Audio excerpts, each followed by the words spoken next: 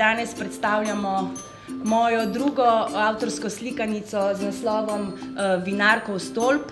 Slikanica je nastala v sodelovanju z občino Lendava.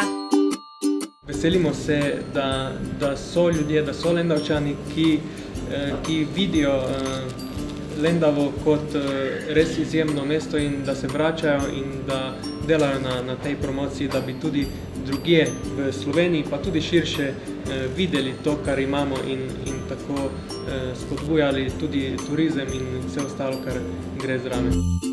Pozno poletje oziroma v jesenskem obdobju sem potem začel s skicami in počasi začel. Dejansko pa, kako bi rekel, levi del dela je bil izveden v mesecu decembru.